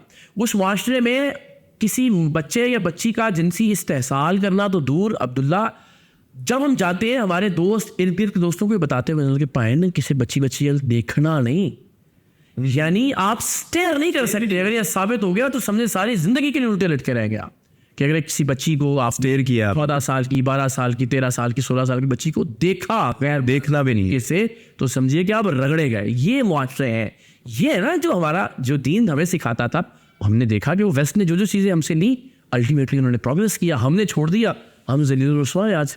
अच्छा, एक शेर है जो आपने ट्विटर पे पिन किए रखा है काफ़ी साल, शायद अभी भी है, मुतमईन हूँ मुझे दुनिया याद रखेगी। हाँ। तो मुझे उसका एक तो वो आपकी आवाज़ में सुनना चाहता था हमेशा से, और उसका मतलब भी लोगों को समझा दें, बहुत सारे लोग पूछते हैं आज तक शायद किसी ने ये सवाल नहीं किया होगा। हाँ नहीं किया, बड़ा वो है कि मुतमईन हूँ कि मुझे याद रखेगी दुनिया, जब भी इस शहर की तारीख़ वफ़ा लिखेगी, वाह। मेरा मातम इसी चुपचाप फ़ज़ा में होगा, मेरा नोहा इन्हीं गलियों की हवा लिखेगी। मुझे इसके पीछे कोई डीप मीनिंग लग रहा है। हाँ ये मुझे नहीं लगता है कि और इसका ताल्लुक आपके सरेआम से लग रहा है। सरेआम से, मेरे काम से। अच्छा, ये मैंने उस ज़माने में लिखा था जब मुझे लगता था, जब मैं और आज भी जब मैं घर से बाहर निकलता हूँ तो मुझे ये गालिब इम्कान होता है कि मुमकिन है कि मैं आज घर वापस ना आऊँ जिंदा सलामत। जितने पंगे लिए हुए हैं, जितने लोगों को उनके 2 नंबर के, हमें बल्कि आपके लिए ना ज़्यादा डर लग रहा होता है, इकरार भाई आ रहे हैं और बस बहुत ज़्यादा डर लगता है, लेकिन आप वो ये शेर मैंने उस ज़माने में लिखा था कि जब मुझे था कि यार मैं जब भी चला जाऊँ ना इस दुनिया से, कोई मार दे मुझे या कुछ भी ऐसा हो जाए, तो जो कोई भी मेरी प्रोफाइल पे आए ना उसे वो याद उसको जो पहली चीज़ नजर आए वो ये हो कि मुतमईन हूँ कि मुझे याद रखेगी दुनिया, जब भी इस शहर की तारीख़ वफ़ा लिखेगी। तो मैंने वो उस तनाजुर में उसको पेंट किया रखा हुआ है कि जब भी मैं मारा जाऊँ अल्टीमेटली कोई ट्विटर पे आए तो उसको मेरी ये। और इस चीज़ के गवाह तो हम भी हैं कि शायद ही पाकिस्तान में कोई ऐसा सहाफ़ी होगा जिसे इतना ज़्यादा प्यार मिला होगा लोग। अल्हम्दुलिल्लाह। फर्स्ट टाइम आप भावलपुर आए थे, मुझे याद है जब आपने टीम सरेआम का शुरू किया था, और भावलपुर में ना एक जश्न का समा था कि इकरारुल हसन साहब आए हुए हैं, और वो आपको याद होगा बग्गी आई थी घोड़े की, और किस तरह उन्होंने रवायती तौर पर पूरा शौक में, और वो पूरे भावलपुर में तकरीबन ट्रैफिक जैम लग गया था आपकी वजह से। तो इतना लोग प्यार करते हैं आपसे, स्टिल करते हैं। उसकी वजह भी ये है कि शायद आपने जो आपके असूल हैं और वो जो कभी आपने कॉम्प्रोमाइज़ नहीं होने दिया, चाहे कुछ भी हुआ है जी। तो अपना कोई और फेवरेट शेर, क्योंकि शायरी जो आप हाँ वो तो बहुत सारे हैं। अब फौरन क्या ज़हन में चले से बात करते जाते हैं। हाँ, कोई जहन में आपका कोई। आप देखिए अब ये कितनी बुरी बात है ना कि मुझे आप फौरन कोई ऐसा शेर नहीं आया कि जो मैं समझता हूँ कि मैं वैसे भी चाहता हूँ कि अब्दुल्ला के पॉडकास्ट पे हो तो बहुत ही अच्छी चीज़ हो, एक्सक्लूसिव वाली, लेकिन ये कि मैं खुद तो बड़ा कुड़ता हूँ इस बात पे। अच्छा, कि यार एक ज़माना था कि आप कोई लफ्ज़ बोलते थे ना तो मुझे लगता है जैसे शेर भाग के आ रहे हैं ना, एक शेर यहाँ से आ रहा है। मुझे तो समटाइम्स लगता है ना, मतलब जो शायर का अपना वो होता है ना, वो उससे बेहतर अंदाज में आपका वो वायरल हुआ था, अक्सर हम देखते हैं वो लोग अक्सर समझ रहे होते हैं ये इकरारुल हसन का शेर है। तो तहजीब हाफी बहुत से दोस्त भी हैं, भाई भी हैं, उनके अक्सर शेर आपकी तो से ही वायरल हुए। जी जी, नाम है सर। तो वो लेकिन अब मुझे बड़ा दुख होता है इस बात पे कि शेर व शायरी से ज़रा थोड़ा सा रब्त कम हो गया है मेरा। वरना पहले तो होता था कि आप एक लफ्ज़ बोलिए, मैं शायद शाम तक आपसे गुफ्तगू कर सकता था शेर में, कि आपको बात करते हैं मैं शेर में जवाब देता आपकी बात। और ऐसे ही मुझे पता है आपको किताबों का बहुत शौक है, तो किताबें कोई रिकमेंड कर दे नौजवान नस्ल को, कोई एक आदि को पढ़नी चाहिए लाजमी। हाँ मैं ज़रूर एक किताब जो मैं ज़रूर रिकमेंड करूँगा, थोड़ी सी मुतनाज़े भी है लेकिन मुझे लगता है कि उससे ज़रा डायरेक्शन आपको मिल जाती है ठीक। सिब्ते हसन की एक किताब है माजी के मज़ार। अच्छा, उसमें उन्होंने मज़हब जिस तरह से इवॉल्व हुआ, जिस तरह से पुराने ज़माने में जो यूनान की देवी और देवता हुआ करते थे उनका क्या कॉन्सेप्ट था, लोग कैसे उनसे डरा करते थे, फिर किस तरह से जो मंदिर थे उस वक्त उनके जो पुरोहित थे वो किस तरह से उन्होंने फाइनेंशियली और वो अपना पूरा जो है ना वो धाक बिठाई लोगों के ऊपर, और किस तरह से मज़हब ने फिर उस पर करना शुरू किया। तो मुझे लगता है कि वो इस तरह की चीज़ों से आप जो मज़हब के सही माने हैं, एक तो ये ना कि वो जो हमें खौफज़दा किया जाता है और हमें एक अजीब व गरीब सा तस्वुर पेश किया जाता है, जो दीन की जो सही खूबसूरत वाली रूह है और जो उसका जो चेहरा है उससे आप रूह शनास होते हैं, उसको ज़रूर मुझे लगता है नौजवान नस्ल को पढ़ना चाहिए। लेकिन मेरा ख्याल है कि कम लोग ही शायद इस तरफ जाएंगे। एक तो एक बहुत ही वो दकीक किस्म की उसमें ज़बान है, इसका जिस तरह इस्तेमाल किया गया है बड़ा मुख्तलिफ। लेकिन अगर पढ़ना चाहे तो माजी की मज़ाक मैं रिकमेंड करता हूँ। ये बताएं कि सहाफ़ी होने के अलावा आपकी ज़ाती दिलचस्पी क्या हॉबी है फारिग टाइम की? कहाँ फारिग टाइम मिलता है आपको? वैसे वो तो नहीं मिलता, लेकिन वैसे कोई शौक? एक ज़माने में जब ये वॉलंटियर्स का वो शुरू किया था टीम सरेआम पर, तो रिवाइव भी करने जा रहे हैं इंशाल्लाह दोबारा से। उसने बहुत थका दिया था मुझे, आप जानते हैं एक के बाद एक शहर, हर शहर में फिर सब जाबाजों की जो हमारे वॉलंटियर्स से उनकी ख्वाहिश होती थी कि मैं सबको फ़ोन का जवाब भी दूँ, मैसेजेस का जवाब भी दूँ, सबके साथ सेल्फीज़ भी बनाऊँ, सबसे मुलाकातें। अच्छा, मैंने आपको कभी सेल्फी लेते हुए ना आपके चेहरे के ऊपर मैंने कभी नागवारी नहीं देखी। बहुत मुश्किल। ये किस तरह है ये आप सोचे अब्दुल्ला, यानी ऐसी हालत में कि नौज़ुबिल्लाह अल्लाह माफ़ करे घर में कोई किसी रिश्तेदार की फौतगी हुई हो, आपको बुखार हो, आपकी कोई सर्जरी है, आपके घर में कोई फाइनेंशियल प्रॉब्लम, कोई भी इशू है, सेल्फी लेते हुए या किसी से मिलते हुए you have to be nice. उस बंदे की सारी ज़िंदगी की मेमोरी ये होगी कि यार इकरार तो बहुत ही बदतमीज़ आदमी है यार, बिल्कुल है ना, या यार वो बहुत ही यार रूड है, मज़ा नहीं आया मिलके। टीवी पे तो बहुत अच्छी आपकी मैंने हज़ारों सेल्फीज देखी हैं, हर सेल्फी में दांत स्माइल निकाल के खरगोश की तरह वो करना पड़ता है। कभी भी इस तरह नहीं हुआ, क्योंकि इतने लोग पिक्चर बताते हैं, कभी तो इंसान का वो एक्सप्रेशन चेंज हो, लेकिन आपके आज तक नहीं हुआ। एक वक्त में मुझे लगता है कि मैंने बहुत हज़ारों लोगों के साथ सेल्फीज बनाए। बिल्कुल ऐसे, और आप भी बावलपुर में और हर जगह देखा है हमने। लेकिन ये नहीं हो सकता कि कैमरा हो और मैं शायद ही आपको कोई ऐसी सेल्फी मिलेगी। बल्कि मैं आपका एक वाक़या है, मैं आपको भी नहीं पता इस चीज़ का, मैं आज शेयर करने जा रहा हूँ लोगों के साथ कि वो मैं आपके साथ ही था और एक गार्ड था, गार्ड से आपने सेल्फी ली थी। आप उस टाइम बुखार था आपको, आपकी शायद टांग का भी इशू था। हाँ, मुझे यूरिक एसिड का अटैक आया। हाँ, खड़ा भी नहीं हुआ जा रहा था, आप बैठे हैं, गार्ड ने सेल्फी ली है, आपने उसकी एक्सप्रेशंस देखे, शायद सेल्फी सही नहीं आई थी, आपने दूर से देखा है उसे, आपको भी नहीं पता इस वाक़े का, मैं बता रहा हूँ लोगों को। तो आप उठ के फ़ौरन दोबारा गए कि सही नहीं आई, आओ दोबारा लें, तो आपने उसको फिर दोबारा से खुश किया। मतलब आप सेल्फी लेने के बाद आपने उसके एक्सप्रेशंस भी देखी। ये चीज़ मैंने किसी और बंदे में नहीं देखी। इसलिए अगर मेरे से कोई पूछता है ना कि आप किसको मतलब किस तरह बनना चाह रहे हैं, किस कंटेंट की फील्ड में है, तो मैं आपका नाम इसलिए लेता हूँ कि अगर फेम मिले बंदे को तो बंदा इस तरह से रहे। इसकी मुझे ये लगता है यार कि वो और तो मेरी क्या आपकी बचपन की तरबियत थी या आपके अंदर की किस तरीके से? ये तो सर ज़ाहिर है, ये तो हमें वालिदैन ने वो था ही ना कि बहुत ही यू हैव टू। लेकिन फेम आने के बाद बहुत सारे लोग मैंने चेंज होते हुए, ये इसमें जो फेम था ना मेरे लिए, मुझे शायद इस तरह से नहीं लगा। मैं बताता हूँ आपको, हमारे गाँव में हमारा जो घर था ना वो सादात का वाहिद घर था। तो वो पूरे बहुत ही सादात से मोहब्बत करने वाले, और मुझे बचपन से ही जो हमारे गाँव के बुजुर्ग भी होते थे ना, बहुत प्यार से, बहुत एहतराम से शाह साहब, शाह जी और उस तरह से मिलते होते थे। तो वो यानी वो एक था कि हम गांव में वाहिद सैयद घर, और वो होता था कि जनाब आपकी एक अलग सी पोजीशन लाइमलाइट में। अच्छा, इसी तरह जब स्कूल जाते थे तो वहाँ पे भी एक बड़ा सिलसिला होता था। फिर वहाँ चूँकि नात पढ़ने वाला मैं होता था, तकरीर करने वाला मैं होता था, तो उसमें भी पूरा स्कूल जानता था। फिर मैंने आपको बताया कॉलेज और यूनिवर्सिटी में जब आए तो भी उस वक्त के छोटे मोटे स्टार्स होते थे कि यार ये फलां जगह से डिबेट्स हमारी टीम जीत के आई है, पोइट्री करनी, म्यूज़िक में थे, ड्रामेटिक्स में थे, तो लड़के लड़कियाँ सारों को होता था वो इकरार, बिकॉज आप स्टेज शेयर कर रहे होते थे मुख्तलिफ उसके ऊपर।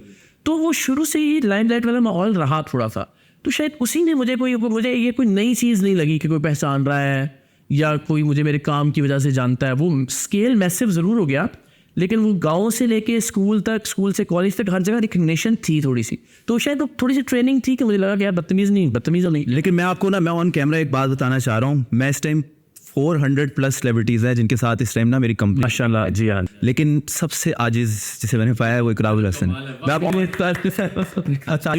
मैं ऑनेस्ट बता रहा हूँ, मुझे खुशी हुई इस पे। बल्कि मैं आपसे राय लेना चाह रहा हूँ, आप दूसरों को गाइड करें कि आजिज़ किस तरह रहा जा सकता है। मैंने बड़े मतलब कैमरे पे बहुत अच्छे होते हैं, मैंने बड़े लोग देखे हैं मैं, क्योंकि बैक एंड पे जानता हूँ सबको, लेकिन बैक एंड पे वो ऑफ कैमरा वैसे नहीं होते। मतलब आपको मैंने देखा of camera on camera same है, और अरसे दराज से आपको जानता। पता नहीं, ये तो फिर ये मेरी अच्छा ये वो चीज़ है जिसको मैं, अगर आपको भी नहीं पता, मैंने आज से आपको नहीं कहा, मैं यहाँ बैठ के आपको कह रहा हूँ। बहुत खुशी हो रही, इसका मतलब है कि मैं थोड़ा सा सक्सेसफुल रहा अपने आप को अपनी औकात में रखने में। इसका मतलब बिल्कुल मैं इतने लोगों को जानता हूँ। ये बस ये होता है यार कि जो लोगों के हवाले से मिलने से मुझे होता है ना, वो ये होता है कि यार ये सारी जिंदगी की मेमोरी, आपकी थोड़ी सी मुलाकात, छोटी सी मुलाकात होनी है उनसे, नहीं है ना जी। तो ये कि मुझे कोई अच्छा, इसमें एक और भी बात है, परवरदिगार भी आपको ट्रेन करता है। देखें आपको मज़ा आएगा बात समझ। जी मैंने ना अम्मा को मैं लेके आ रहा था हॉस्पिटल में, कराची की बात है, नॉर्थ नाज़िमाबाद में, कुछ चेकअप करवा के तो हम बाहर निकले, तो मैंने गाड़ी का दरवाज़ा खोला, वो गाड़ी में बैठने लगी, और बिल्कुल इब्तिदाई दिन थे मेरी छोटी सी शोहरत के। तो मुझे ना सामने एक रिक्शे वाला खड़ा था, उसने कहा कि आप इकरारुल हसन है। तो मैंने से कहा जी कहता भाईजान इधर आएंगे तो तस्वीर बनाने के लिए कुछ उसके लिए। तो मैंने अम्मा को बैठाया, मैं कहा जी मैं वालदा के साथ हूँ। मैं बैठ गया बच्चा, इन मैंने दिल में ये सोचा कि यार आपने मुझे पहचाना है, भाई आप मेरे पास आए ना, आप मुझे कह रहे हैं इधर आए ना, छोटे के इस तरह बुलाना होता है जी। ये मेरे दिल में आया कि अच्छा मुझे इसने पहचाना है तो मुझे उसको मेरे पास आना चाहिए था कि सर मैं बड़ा आपका वो। अबे वो दिल में रौनक तो वो थोड़ी सी आई। उसी शाम पता नहीं किसी प्रोग्राम से किसी एक गिरोह को कोई प्रॉब्लम हुआ पाकिस्तान वहाँ का, कराची का, उनको मेरा कहीं से नंबर मिल गया। अब्दुल्ला मैं उस ज़माने में हर बात फ़ोन वाले से एक फ़ोन उठाऊँ, तेरी हकीकत तैसी तूने ये प्रोग्राम कैसे किया, दूसरा फ़ोन उठाऊँ गालियाँ ये। मैंने सोचा इकरारुल हसन जिस इज़्ज़त को आप रिक्शे वाले के सामने कह रहे थे कि इज़्ज़त करता मेरी और आता, वो अल्लाह ने आपको उसी दिन 2 घंटे के अंदर अंदर पूरा कराची, आप मुझे ऐसा लग रहा था कि मुझे तो 10-20 फ़ोन जो भी है सब वो आपके लिए नया था आपको अपना पाकिस्तान गालियाँ दे रहा है। जी। तो मैंने कहा यार ये तो दिल में भी नहीं आना चाहिए कि ये मुझे उसको मेरे पास आना चाहिए था या मैं क्यों उसके पास जाऊँ, ये क्या बात है। तो मुझे कभी ये नहीं होता, मुझे कोई मैं यहीं खाना खा रहा हूँ, कोई आके बहुत सारे अजीब गरीब से लोग होते हैं जी वो मेरी फैमिली आपको बुला रही है, वो जी मेरे अब्बू मिलना चाह रहे हैं आपसे, तो मेरी कोशिश होती खाना छोड़ूँ, जिस टेबल पे उसने कहा है वहाँ जाऊँ। ये दिल में ये गुमान भी ना है कि भाई ये मेरे पास आ जाए, उनको बुला लो यार यहाँ पे, कभी नेवर। अब वो अल्लाह ने शायद वो एक ऐसी एक चीज़ मेरे साथ करवा दी कि ज़रा औकात में रहे बंदी। बहुत सारे लोगों को मैं तो कह रहा हूँ आपसे सीखना चाहिए, मतलब जितने लोग अटैच है मेरे साथ। मैं ये ऑन कैमरा आज तक और भी मैंने पॉडकास्ट 3-4 किए, किसी के लिए नहीं है, लेकिन ये कॉम्प्लीमेंट अल्हम्दुलिल्लाह सिर्फ प्योरली आपके लिए कि आपने इस लेवल का फेम देखा और उतनी ही ज़्यादा आपके अंदर आजिज़ी है।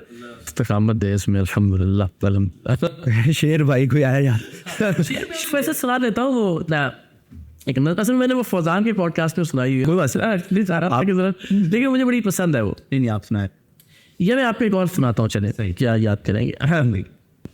अच्छा मेरा ख्याल था कुछ और सुनाने का, एक नज़्म है अमजद साहब की, वो मैं सुनाना चाह रहा था लेकिन मैं चाहूँगा कि पढ़ ले ज़रूर लोगों। वो है हवाए शहर वफा शियारा। अच्छा वो ज़रा थोड़ी सी ज़रा और तरह की है, तो मैं ज़रा एक निस्बतन आज के माहौल के मुताबिक वो है ज़मीन वतन से मुखातिब होकर अमजद साहब ने वो नज़्म लिखी, बड़ी खूबसूरत कि ए ज़मीन वतन हम गुनाहगार हैं, हम गुनाहगार हैं ए ज़मीन वतन, पर कसम है हमें अपने अजदाद की, माओ बहनों की हुर्मत की, औलाद की, कि अब मुहाफिज नुमा दुश्मनों के अलम उनके काले लहू से भिगोएंगे हम। आखिरी मर्तबा ए निगारे वतन आज अपने गुनाहों पर रोएंगे हम, अपने दामन से रुसवाइयों के निशा आंसुओं के समंदर से धोएंगे हम। अगर किसी ने तेरे साथ धोखा किया तो वो कोई भी हो उसके रास्ते की दीवार बन जाएंगे, जान देकर तेरा नाम कर जाएंगे। ए ज़मीन वतन हम गुनाहगार है। वाह वाह, हम गुनाहगार है ज़मीन वतन। आपके अंदर ना इसी नज़म से मुझे याद है पाकिस्तानियत छलकती है। अगर मैं कहूँ ना कि पाकिस्तान जिंदाबाद, आपने नारा भी सरेआम टीम का यही रखा। जी हाँ। तो किसकी क्या मतलब कितनी ज़्यादा मोहब्बत क्यों है अपने वतन से? इसकी कोई ये देखिए ना डीप रीज़न होती है, कोई वाक़या होता है? इस तरह आपको बताया एक ऐसा यंगस्टर के जिसके पास नई जूती खरीदने के पैसे नहीं होते थे, अगर वो एक एड़ी टूटती थी वो दूसरी को भी तोड़ लेता था ताकि जूती का बैलेंस बराबर हो जाए। उस मुल्क ने, उस मुल्क के लोगों ने उस यंगस्टर को, उस लड़के को क्या चीज़ नहीं दी। मैं आज कहता हूँ मेरी ज़िंदगी की कोई ख्वाहिश बाकी नहीं रही यार, अल्हम्दुलिल्लाह। यानी आप मादी ख्वाहिशों की बात भी कर लें ना, यही होती है कि यार वो फरारी हो तो लैम्बोर्गिनी हो तो ये मैक्सिमम ये चीज़ें हो सकती हैं। मुझे पता है मैं दुनिया में जहाँ ट्रैवल करता हूँ मेरे लिए कस्टम मेड रोल्स रॉयस जो है ना वो खड़ी हुई होती है एयरपोर्ट पे रिसीव करने की। दोस्त अल्लाह ने जहाँ जहाँ कम्युनिटी है, जितने अच्छे लोग हैं उन सबसे रिलेशन ताल्लुक, वहाँ लैम्बोर्गिनीज, फरारीज, प्राइवेट जेट्स, हेलीकॉप्टर, दुनिया जहान में जहाँ जहाँ जो मैं चाहूँ मैं अल्लाह की मेहरबानी से मैं इंजॉय कर सकता हूँ। Business class, first class, private jets की ट्रैवलिंग, दुनिया के हर बेस्ट रूट का जो हेलीकॉप्टर का टूर है वो, यानी कोई मुझे कोई ऐसी चीज़ लगती नहीं। दुनिया का कौन सा मुल्क है मेरी बकेट लिस्ट में जो रह गया यार वहाँ जाना है यार, या उस शहर में अब तक नहीं गए, या वहाँ जाके फ़लाँ रेस्टोरेंट से खाना खाना था, या वहाँ जाके ये एक्टिविटी करनी थी और वो नहीं की। कोई ऐसी चीज़ ज़िंदगी में नहीं रही कि जो, और ऐसा नहीं कि ख्वाहिशें कम थी, सब ज़ाहिर है कॉलेज यूनिवर्सिटीज़ में सब यंगस्टर्स की तरह सब कुछ ही चाहते थे कि ये अचीव भी करें। तो अल्लाह ताला की ज़ात ने इतना सब कुछ नवाजा। अब हालत ये है, मैं दुनिया के 70 मुल्क आपको बता रहा हूँ, मुझे कोई शहर, कोई मुल्क, कोई जजीरा याद नहीं है जहाँ पाकिस्तानी ना मिले हों, कहीं ना कहीं किसी इंडियन ने ना पहचान लिया हो कि जी वो फलाना हमारा रूममेट आपका शो देखता है, तो किसी ऐसी जगह मुझे कोई शहर याद नहीं जहाँ मुझे रिकग्निशन ना मिली हो, मुझे सेल्फियाँ ना, मुझे इतनी इज्जत किस वजह से, इस मुल्क की वजह से। अच्छा, फिर मैं बहुत ही करियर के शुरू में दुबई चला गया 4-5 साल के लिए ARY के साथ। देन आई रियलाइज्ड कि यार अच्छा वहाँ जाके आप हैरानी होगी कि मैं जो यहाँ से अक्सर जब आप कूड़े के ढेर से गुजरते हैं ना करीब से और आग लगी हुई हो तो उसकी एक स्मेल होती है अजीब सी। मैं कभी कभी वहाँ बैठ के मुझे होता था यार वो स्मेल में मिस करता था, मैं मट्टी गर्द, मैं कहता था यार मेरे मुल्क जैसा क्या हो सकता है। तो उस 3-4 साल के ज़माने ने जो मुझे पाकिस्तान से मैं दूर रहा, उसने मुझे इसकी वैल्यू का अंदाज़ा करवाया। फिर जितना कुछ इस मुल्क और इस मुल्क के लोगों की बदौलत अल्लाह ताला की ज़ात ने मुझे फाइनेंशियली, इज़्ज़त के एतबार से, मेरे घर वालों को जितना प्यार मोहब्बत, जितनी इज़्ज़त, जितनी रिस्पेक्ट, तो मुझे लगता है कि अभी कल वो एक बंदा ट्विटर पे कुछ किया था 8-10 लोगों की वीडियो कि जिसमें वो हाथ चूम रहे हैं मेरे, और जैसे मैं बड़ा ही मायूब समझता हूँ उस बात को, और मुझे बिल्कुल शर्मिंदगी हो जाती है कि कोई जब ये काम करता है। तो ज़ाहिर आप ये तो नहीं कर सकते आप। तो मैं ये सोच रहा था मैंने क्या ऐसा किया यार कि ये मुझे इतनी इज़्ज़त, इतना एहतराम, इतना प्यार देते हैं। तो वो जिस सरजमीन की वजह से है उसके साथ बड़ा जुल्म भी हुआ, फिर ज़ाहिर और ज़्यादा हमें लगता है, यानी जितनी ज़्यादा प्रॉब्लम्स होती हैं मुझे और ज़्यादा लगता है कि यार इस मुल्क को तो और ज़्यादा ज़रूरत है हमारी, बजाय इसके आप सोचें कि यार नस जाना चाहिए।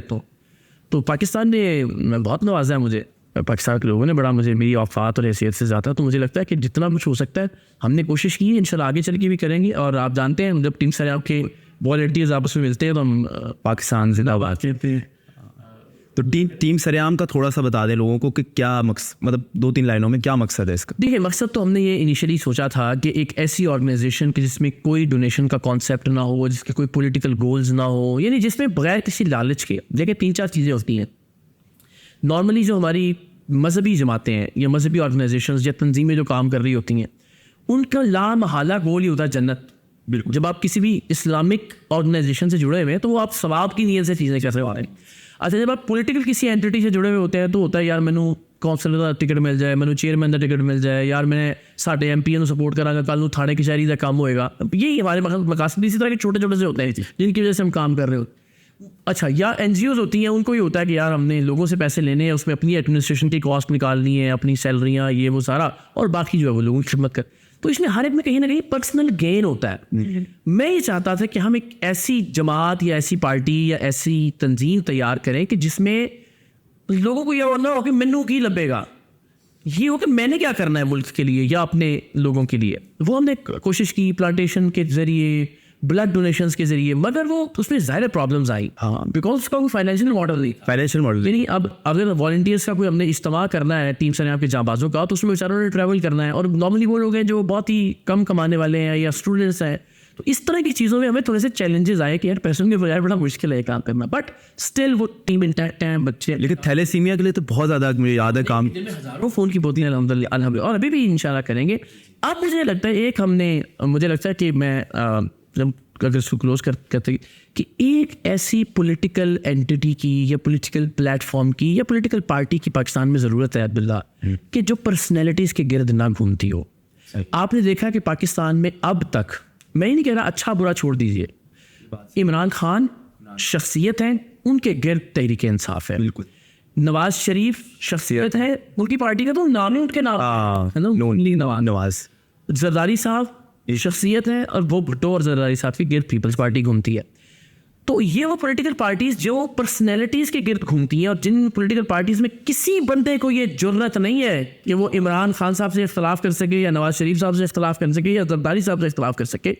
यानी वो पार्टियाँ कहती हैं मुल्क में जमहूरियत हो, तो भाई ऐसे तक उनकी अपनी पार्टियों में जमहूरियत नहीं है। ताना होगी जमात इस्लामी उसकी एक अच्छी मिसाल है, लेकिन उसकी जो एक स्पेसिफिक मजहबी शनाख्त है और वो उसका पॉलिटिकल उस तरह से रहा नहीं ज़्यादा, वो तरबियत पर उस पर ज़्यादा फोकस। हमें पाकिस्तान के अंदर जमहूरियत अगर लानी है तो हमें जमहूरी पार्टियाँ पहले बनानी है। आप देख लें रिपब्लिकन, आप देख लें डेमोक्रेट्स, आप अगर वो सदारती निज़ाम है चले ना भी उसको कंसिडर करना चाहें, आप पार्लिमानी निज़ाम पे आ जाएं, कंजर्वेटिव्स बरतानिया की, आप लेबर पार्टी को देख लीजिए। इन सारी पार्टीज़ में मुझे बताइए, उधर आप गिनना शुरू करें ना, टोनी ब्लेयर, माफ़ कीजिएगा पर तमाम अमेरिका से शुरू करते हैं, इब्राहिम लिंकन जैसा सदर जिसको दुनिया आज तक लीडर मानती है, उसने रिपब्लिकन के प्लेटफॉर्म से अपनी टर्म पूरी की, खुदा हाफिज़, अगला प्रेसिडेंट आ गया रिपब्लिकन का, अगला प्रेसिडेंट आ गया, अगला प्रेसिडेंट आ गया, ठीक है जी, कोई एक नहीं। आप बुश की मिसाल ले लें, आप क्लिंटन की मिसाल ले लें, आप ट्रंप ले लें, आप ओबामा ले लें, आप उससे पहले रूजवेल्ट पे चले जाएं, आप उस पर JF कैनेडी पे चले जाएं, आप गिनते चले जाइए पुराने। किसी बंदे की वजह से पॉलिटिकल पार्टी नहीं थी। आप बताएं ना कि वो फलानी पार्टी बनाई, लिंकन की पार्टी थी, या लिंकन साहब ने जो ना अपना सदर बनने के बाद अपने नाम से पार्टी बना ली, नहीं हुआ ना ऐसा। लोगों पार्टीज ने लीडर्स को बनाया, नीचे से, यूनिवर्सिटीज से, कॉलेजेस से, गलियों से, मोहल्लों से शुरू होते होते लोगों तक पहुंचे। इसी तरह आप गॉर्डन ब्राउन का नाम ले लें, आप मार्गरेट थैचर का नाम ले लें बरतानिया में, आप टोनी ब्लेयर का नाम ले लें, आप अभी की मिसाल ले लें कोई। ये सारे लोग आए, अपनी टर्म्स पूरी की, खुदा हाफिज, उनकी जगह उन्हीं की पार्टीज ने नए लोग किए। तो हमें ऐसी पार्टी से जान छुड़वाना होगी जो शख्सियात के गिर्द घूमती हों। वो पॉलिटिकल पार्टीज बनाना होगी कि जो वार्ड से, यूनियन काउंसिल से, और उससे चलते चलते चलते चलते एक टीचर का बेटा भी उसमें पार्टी का प्रेसिडेंट या चेयरमैन बन सकता हो, एक मजदूर की औलाद भी पाकिस्तान का प्राइम मिनिस्टर बन सकता। हमारे यहाँ क्या होता है, बेचारे मलिक मिराज खालिद साहब जैसे लोगों को तब लगाया जाता है जब ज़रूरत ही नहीं होती है, सिर्फ निगरान बना दिया जी फलाने को, या पॉलिटिकल पार्टीज़ का चेयरमैन जब नवाज शरीफ साहब अब हो गए नाअहल हो गए तो खान अब्बासी साहब को लगा दिया, या खान साहब ने जब देखा तो उन्होंने कहा यार चलो जी बैरिस्टर गौर साहब को बना देते हैं। मगर कोई सिस्टम तो नहीं है ना कि ऑर्गेनिकली लोग ऊपर। तो मुझे लगता है कि हमें इस तरह के प्लेटफॉर्म्स को सपोर्ट करने की तरफ जाना चाहिए। अब होगा क्या, अगर मैं कहूँ जी हम इस तरह की पार्टी बनाते हैं तो वो फिर वही होगा कि इकरारुल हसन की पार्टी है, छोटी है, बड़ी है, तांगा पार्टी है, 4 लोग हैं, लेकिन वो घूमेगी तो इकरारुल हसन के इर्द गिर्द। बिल्कुल। तो इसका कोई मैकेनिज्म बनाना है कि इकरारुल हसन ना हो एक पार्टी, लेकिन कुछ ऐसा प्लेटफॉर्म हो जिसको मैं, आप और जिन लोगों की 4 लोग बात सुनते हैं सारे मिलके उसकी बुनियाद रखें, और उसके आइन में ये हो कि आप, मैं उसमें कभी ओहदे के लिए या उसके लिए उम्मीदवार नहीं हो सकते। ये सिस्टम होगा, यहाँ से इलेक्शंस होना शुरू होंगे, और अल्टीमेटली तो जिसमें मैं हर पाकिस्तानी बच्चे और बच्ची से, यंगस्टर से कह सकूँ कि तुम भी वज़ीर आज़म बन सकते हो। आज मैं आपसे पूछता हूँ, कभी आपने सोचा था मुल्क का वज़ीर आज़म बनना है? बिल्कुल भी नहीं, कोई भी नहीं सोचता कि ना मेरा बाप जागीरदार था, ना मैं कोई मतलब कोई बहुत ही ऐसा फेम था मेरे पास के। तो नॉर्मली पर्सनैलिटी लीडर नहीं होती। बिल्कुल। वो या तो बाप की फैक्ट्रियाँ जायदादें होती हैं, बाप मैंने MP बन जाता है, या वो शुरू हो जाता है तो कहता है चलो जी मैं भी पॉलिटिकल पार्टी बना देता हूँ। तो मेरा ख्याल है लीडर्स जब गली मोहल्ले से होते होते विफाक तक आएंगे, वो पाकिस्तान को ठीक करेंगे। बिल्कुल ठीक है। अब आपके साथ पॉडकास्ट हो और एक बंदे का जिक्र ना हो, वो हो नहीं सकता। वो बंदा आपके आजकल वीडियोस के अंदर आ रहा होता है, वो बंदा शुफ शुफ। अच्छा, क्वेश्चन ये था शुफ शुफ, काफ़ी सारे लोगों का क्वेश्चन ये है, मैंने कुछ क्वेश्चंस पढ़े थे इसके बारे में कि शुफ शुफ सरकार तो काफ़ी अरसे से कर रहा है, तो आपको बड़े अरसे बाद क्यों ख्याल आया कि अब पहले दिन से ही था। प्रॉब्लम ये था कि शुफ शुफ बड़ा फितना बन गया था जी, तो उसको पकड़ने के लिए ना हमें बड़ा एक्यूरेट एविडेंस चाहिए था। अब ज़ाहिर है कोई एक आदमी फूंक मार रहा हो साली, तो हम तो उसको जाके नहीं पकड़ सकते। वो कहेगा जी मैं तो अल्लाह का नाम लेके फूंक मार रहा हूँ, जस्टिफाइड है, क्योंकि आपके जितने भी प्रोग्राम होते हैं वो एविडेंस बेस्ड होते हैं। इसमें इसने जो आंखों से जंजीरें निकालने वाला करतब किया और मुंह से कीले निकालने वाला आपने करतब, उसको 3-4 सालों से कर रहे थे कि यार कैसे होता है। हमने गूगल बड़ा किया इसको। वो अल्लाह ने एक बंदा हमें मिला दिया कि वो जो ये जानता था। अच्छा। उसने बातों में कहा कि भाई वो मैं ये भी कर सकता हूँ। वो मैंने कहा अल्लाह तेरा भला करे। द मोमेंट उसने कहा, उसके 4 दिन बाद हमने एक्सपोज कर दिया इसको। यानी कोई ये नहीं था कि जानबूझ के हम डिले कर रहे थे, हमें वो मिल नहीं रहा था कि आपसे जंजीर निकालते कैसे हैं। तो वो ट्रिक जिस दिन हमने सीख लिया, हमने कहा अब ये पक्का पकड़ा जाएगा। ये तो नहीं कह सकता कि नहीं जो आप जंजीर निकाल रहे हैं ये तो करतब है, मैं जो जंजीर निकाल रहा हूँ ये करामत है। ये तो कोई बात नहीं हुई ना कि वो साड़ा कुत्ता टॉमी। तो वो हमने जब वो एविडेंस हमारे पास पक्का हो गया, फिर हमने कहा अब आ जाओ ना जरा शुफ। अब तो आपके ऊपर आपकी बाकायदा उससे ऐसा लग रहा है कि एक जंग की सूरत बनी हुई है, और वो बड़ा स्ट्रॉन्ग, मतलब एक ऑर्गेनाइज्ड वे में सारा उसका काम चल रहा है। ये अरबों रुपए का, खरबों रुपए का धंधा है अब्दुल्ला, को मजाक तो नहीं है ना। और आपने इतने बड़े इंसान से पंगा ले लिया बगैर किसी सोचे। वो तो अल्लाह वाले के परवरदिगार की ज़ात और पाकिस्तान के लोग साथ खड़े हैं उसमें। जी। मगर yes, very well connected. Unfortunately हमारे इदारे, हमारी एजेंसियाँ, हमारे बहुत सारे जो इंपॉर्टेंट लोग। आपके बाद आई थिंक हमला भी हुआ है गुजरावाला में, मुल्तान में। गुजरावाला में तो जो अटैक हुआ, मैं हैरान हूँ भाई। उसमें हमने वीडियो बना के दे दी जो लोग मार, और वो नहीं पकड़े गए, वो अभी तक नहीं पकड़े गए। आप अंदाजा कर सकते हैं। और रीज़न मैंने बताई, हमने दिखाया कि जिस तरह साबिक DGISI थे जनरल फैज़, उनके साथ तस्वीरें। उससे पहले जो DGISI थे जनरल ज़हीरुल इस्लाम, उनके साथ तस्वीरें। साबिक जॉइंट चीफ, आप सोच रहे हो कि ये लगेगा या नहीं लगेगा। मैं सोच रहा हूँ, मैं डर रहा हूँ, डर लग रहा है। मैं बोल रहा हूँ तो आप लगा दीजिएगा अल्लाह मालिक। उसके अलावा जो जनरल नदीम रज़ा थे, साबिक joint chief of staff committee, उनके साथ उनकी तस्वीरें। अभी जनरल आसिम ने जो हमारे करंट सिटिंग आर्मी चीफ है, उन्होंने जो उलमा मशाइख कॉन्फ्रेंस बुलाई, उसमें भी थे वो। उसके अंदर यार शुफ है। यानी इस मुल्क में 25-30 जो चोटी के उलमा हैं, उनके अंदर होते हैं, उनके अंदर ये बदबख्त बैठा हुआ है यार। ये कैसी कमाल बात है। यानी I am sure general Asim नहीं जानते होंगे, ये बिल्कुल नीचे के किसी आदमी का काम होगा जो कुछ ले दे के, लेकिन इसको इंटरोगेट किया जाना चाहिए कि इस मुल्क का क्या मजाक बनाना चाहते हैं कि जो एक शुफ जो दुनिया में, यानी दुनिया में बदनाम है। तुर्की के अंदर लोगों ने इस पर ट्रेंड बनाए शुफ के नाम से, बरतानिया चले जाए कि यार ये कौन सा, कि एक ब्लॉगर ने बल्कि आपसे कांटेक्ट भी किया था, बल्कि एक वो खातून भी है हतान, तो ऐसे आदमी को अगर वो अपने आप में नहीं कह रहा कि फौज को सपोर्ट करती है एजेंसी, लेकिन वो अगर अपने आप को इनके साथ दिखाने में कामयाब हो रहा है तो दैट मीन्स कि हमारे इदारों और एजेंसीज को सोचना चाहिए। और फिर उसके खिलाफ कुछ हो नहीं रहा। वो उन बच्चों के माँ बाप ने एप्लीकेशंस दी जिनके बच्चों को इसने कत्ल किया, ये कह के कि आपने डॉक्टर के पास नहीं लेके जाना, मैं शुफ करूंगा ठीक हो जाएगा, वो नहीं हुए और बेचारे बच्चे माँ बाप डरते डरते डॉक्टर के पास नहीं लेके गए, उनके सामने बच्चे तकलीफ में मर गए। उन्होंने एप्लीकेशन दी, उन पर एफआईआर नहीं हुई। इसकी 11 अरब की जायदादों की दस्तावेजात दिखाई हमने, डॉक्यूमेंट्स दिखाए, कोई कार्रवाई ना नैब जागा, ना एफआईए जागी, ना एफबीआर ने भाई बताया ये कहाँ से आए, कहाँ कितना टैक्स दिया इसके ऊपर उसने। सो वेरी अनफॉर्चुनेट इस मुल्क में, यस वेरी वेल कनेक्टेड। बल्कि इसके ऊपर मैं आपको बताऊंगा, एक इंडियन वेब सीरीज है आश्रम के नाम से। हाँ, मुझे बहुत सारे लोगों ने कहा कि तो वो एग्जैक्ट ऐसे लग रहा है आप जो कर रहे हैं ना, वो तो वो वेब सीरीज की स्टोरी लग रही है। उसके अंदर आश्रम में इसी तरह का बाबा होता है और वो इसी तरह उसका जी वो बिल्कुल रियल लाइफ स्टोरी है, महाराज के नाम से भी आई। जी एग्जैक्टली, वो भी सेम इसी तरीके। वो एक वक्त 1860 मुझे तो लगता है कि आपके ऊपर एक नेटफ्लिक्स की एक सीरीज बननी चाहिए इसके ऊपर, मरने के बाद भी कुछ आपके ऊपर बननी चाहिए कि आपने स्टैंड लिया इसके अगेंस्ट। बिल्कुल एक मूवी की तरह लग रहा है कि वो उस तरह आप उसके अगेंस्ट खड़े हैं और उसका वाकई उसी तरह का आश्रम टाइप का उसका वो पूरा है और उसके अंदर उसके चेले हैं और उसके पता नहीं कितने चेले हैं, मुझे तो अच्छे तरीके से पता है, देख रहा होता हूँ तो बताओ ऐसे ऐसे बंदे निकल के आ रहे हैं, इतनी दाढ़ियां उनकी और उनके गेटअप इस तरह के हैं। फाइनेंशियल इंटरेस्ट है ना सबके व्यवस्था उसके साथ, और ज्यादातर बाहर के लोग भी हैं। लेकिन हमने अब नहीं कोई रहा। मैं आपको बताता हूँ, हम जब इस बार यूके गए ना, इसका जो वहाँ तो बेस कैंप था ना, बेस कैंप था वो तो वहाँ से फाइनेंशियल बड़ा लोग बेचारे वो सादा लोग होते हैं, वो यहीं से सारे हमारे इस रीजन से गए हुए। इस बार उन्होंने कहा जी हमें तो आपकी बड़ी मेहरबानी, आपने हमारी आंखें खोल दी, वरना तो हम इसके इवेंट्स ऑर्गेनाइज करवाते होते थे। हम वो बता रहे थे कि हम इसके मुरीद थे और सारे, तो वहाँ तो हमने इसको अच्छा खासा धचका दिया है। यहाँ भी अल्लाह की बड़ी मेहरबानी है। देखिए इस बार इसके अब्बा जी का उर्स था, उस पे किसी आलिम दीन को, सही आलिम दीन को, किसी अच्छे नात साहब को आपने नहीं देखा होगा कि इसके पास गया हो, किसी पीर को। पहले तो ये सबके साथ ही बैठता था ना, बिल्कुल। अब सबने डिस्टेंस कर लिया, खुद से लोगों ने भी जाना छोड़ दिया। तो कोई ना कोई इम्पैक्ट नजर आ रहा है जो आपने शुरू किया है। जी अल्हम्दुलिल्लाह। अच्छा एक सवाल और है, वो मतलब मुझे तो नहीं लगता सही कि करना चाहिए, लेकिन सब करते हैं, वो 4 शादी अच्छा मैं अलग पॉइंट ऑफ व्यू से करना चाह रहा हूँ कि मैं वैसे बता रहा हूँ, आपने की नहीं है, बहुत सारे लोग आपके अगेंस्ट भी, मतलब मेरे ख्याल से नहीं होना चाहिए, हर किसी की अपनी लाइफ होती है, या आपका वैसे भी ज़ाती मामला है, लेकिन इसके ऊपर आप अपनी राय दें आम लोगों के लिए। नहीं, आम लोगों के लिए इस पर मेरी कोई राय नहीं है। मैं हमेशा ये कहता हूँ कि भाई देखिए, मैं मतलब आपको समझ आ जाए ना, मतलब बहुत सारे लोग खवातीन जैसे, अब मैं एक मिसाल देता हूँ। आप कहते हैं किसी बेवा से करनी चाहिए थी, आप कहते हैं तलाक याफ्ता से करनी चाहिए थी, आप कहते हैं किसी बांझ से करनी चाहिए थी, आप कहते भाई आपको क्या पता किस सिचुएशन में की एग्जैक्टली, जस्ट लीव इट।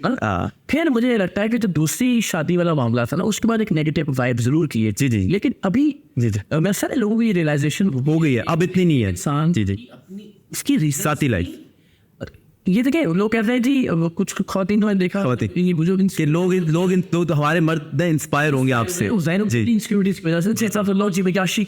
शादी नॉट यश, बल्कि जिम्मेदारी है ये, ऐसी वैसी जिम्मेदारी। आप पूरी जिम्मेदारी, पूरी रिस्पॉन्सिबिलिटी ले रहे हैं, आपकी फाइनेंशियल पूरी रिस्पॉन्सिबिलिटी, वरना तो यहाँ एक रात के लिए जी क्या मैं दुनिया भर में ट्रैवल क्या हो सकता जाके वही गाना करना हो तो एग्जैक्टली। ये तो जिम्मेदारी है। वो जिम्मेदारी किस वजह से, किस सिचुएशन में फैसला किया है, वो मैं जानता हूँ, या मेरे घर वाले जानते हैं। एग्जैक्टली, उनको कोई एतराज नहीं है। वो जब और ये भी नहीं है कि मैंने तीनों कोई जो मैंने गाँव का बटेरा हूँ और मैंने किसी कमरे में अलग अलग बंद करके रखा हुआ है, जाहिर ख्वातीन है। नहीं, हर एक की अपनी सोशल मीडिया प्रेजेंस है, हर एक की अपनी पर्सनैलिटी है, सबको लोग जानते हैं। ये नहीं कि वो मेरी वजह से सिर्फ जानी जाती है। उनके साथ में कोई नाइंसाफी करूंगा, वो फौरन आके बात करेंगे। और ऐसा भी नहीं है कि आपने उसे ग्लोरीफाई किया है, या आपने कहा है लोगों को कि करो 2 करो 3 करो। आपने मुफ्ती तारिक मसूद की तरह नहीं कहा कि 4 शादी। कहा है कि मैं हर चीज ये रिकमेंड नहीं करता, क्योंकि नहीं हर एक शख्स की जिम्मेदारी है, हर एक के बस की बात नहीं। और फिर मेरा कोई कमाल नहीं है। मुझे ख़वातीन जो अल्लाह ताला की ज़ात में मेरी ज़िंदगी में आई, वो उनकी अपने ही, ये मैं समझता हूँ कमाल है कि उन्होंने कभी प्रॉब्लम क्रिएट नहीं होने दिया मेरी ज़िंदगी में भी और अपनी ज़िंदगी में भी किसी दूसरे की वजह से। तो मैं रिकमेंड कभी भी ये नहीं करता। तो मेरा ख्याल है कि ये वही बात की रीज़न मुझे पता है कि क्या थी, क्यों किया। बिल्कुल। हाँ, पहले आखिरी कोई पैगाम दे दें, बस एंड करते हैं पॉडकास्ट को कि आपकी कोई ज़रूरत नहीं है ना शादी करनी। शादी के अलावा यूथ के लिए देखिए, बस मेरा ये ख्याल है, वो बात यही कि हम अब आजकल बदकिस्मती से पॉलिटिकल रीजंस की वजह से हम इस मुल्क से हमारा ईमान उठता जा रहा है। पाकिस्तान से, पाकिस्तान के सब्ज़ लाली परचम से, पाकिस्तान जिंदाबाद से अनफॉर्चुनेटली एक अजीब सा माहौल बन गया जिसमें कोई पाकिस्तान जिंदाबाद कहे या कोई तराना पड़े या कुछ ऐसा, शायद लोग कहेंगे यार देखो ये तो इस्टेब्लिशमेंट का पालतू है ना। तो ये मेरा ख्याल है कि इन चीज़ों को हमें अलग अलग रखना चाहिए। हुब्बुल वतनी, इस सरजमीन से प्यार, इस मुल्क की तरक्की के लिए कोशिशें, दुआएं, अपने बच्चों की तरबियत, एफर्ट, वो हमें वो अपने अंदर की पाकिस्तानियत को नहीं मरने देना चाहिए सियासी वजूहात की बिना पे। रीज़न्स जस्टिफाइड है। बदकिस्मती से हमें बहुत सारी गलत बातें बताई जाती रहीं 75 साल से, मगर वो बातें जब हम बताते थे तो यही हमारे PTI के दोस्त जो हैं, वो जो इस वक्त एंटी एस्टेब्लिशमेंट बने हुए हैं, वो हमें गालियाँ देते थे, वो हमें गद्दार कहते थे। यानी आप सोचें कि मैंने एक वक्त में कराची के खटारा बस का और दिल्ली की जो मेट्रो थी उसकी पिक्चर्स का मुआवजा किया पाकिस्तान वर्सेस इंडिया लिख के। उस वक्त चूँकि खान साहब की हुकूमत थी, फ़ौज के जो पालतू ब्रिगेड्स थी और जो PTI के लोग थे जो कि अल्टीमेटली वहीं के 5th जनरेशन वॉरफेयर पर, इन्होंने मेरे वो हिंदुओं के तिलक लगा दिए और पता नहीं क्या क्या कुछ करके मुझे गद्दार वतन इकरारुल असद को गिरफ्तार करो, ये वो। आज वही लोग इंडिया की मिसालें दे रहे हैं कि देखें जी इन्होंने हमें बर्बाद कर दिया। तो हम तो बताते आ रहे थे कि भाई आज आप जिनकी गोद में बैठे हुए हैं आप गलत कर रहे हैं, और इसी वजह से हम तनकीद भी करते थे उस वक्त। तो ये मुझे लगता है कि ये सारी रीजंस होती रही चाहिए आप, मगर इसमें पाकिस्तान का कोई कसूर नहीं है यार। इस मुल्क के जो बेचारे गरीब लोग हैं, मजदूर हैं, मेहनत कश हैं, तो इस मुल्क के लोगों पर से हमारा ईमान ख़त्म नहीं होना चाहिए सिर्फ इस वजह से कि जी हमारे लीडर के साथ ज़्यादती हुई है। ये मुझे लगता है कि ये पाकिस्तानियत अपने अंदर जगा के रखें सब लोग।